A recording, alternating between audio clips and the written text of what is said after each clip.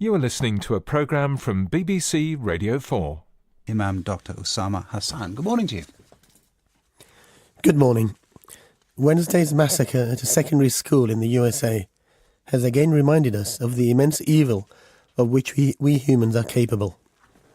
Closer to home, we have been agonising nationally over the past week over what to do with the so-called Beatles gang of fellow Britons who became brutal ISIS terrorists, after two of them were arrested in Syria. We often hear faith leaders and politicians speaking about our common humanity as a basis for coming together and being inclusive. But as the above examples illustrate, the concept of our common humanity includes the capacity for diabolical acts of great evil, as well as for the heroic acts of courage and generosity in the service of others. It is the most grotesque examples of being bad that we often label as evil, whether or not we actually believe in supernatural beings such as angels and demons. When we speak of our common humanity, we must thus acknowledge that this is a double-edged sword that we all carry within us at some level. This will enable us to have more realistic conversations about how we come together, presumably on the basis of the better angels of our nature, rather than the demons lurking deep within. In the Quran, even your relative's murderer is described as your brother, in the verse allowing you to seek harsh justice against him, whilst encouraging forgiveness.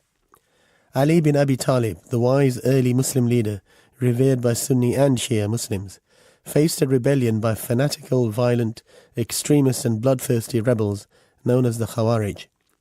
He won over a large number of them through reasoned debate, but had no choice but to physically fight the others who remained obstinate and stubborn.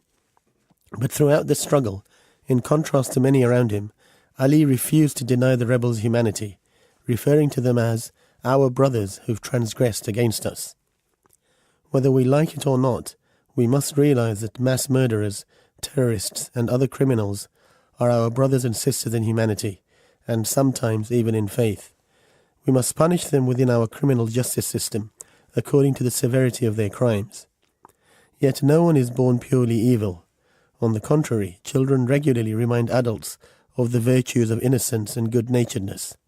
It is a combination of bad experiences, outside influences, and terrible moral choices that lead some of us to commit evil acts.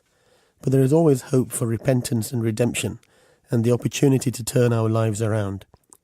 Reflecting on that would perhaps allow a more compassionate and forgiving attitude towards others, especially when they have done us relatively minor wrongs.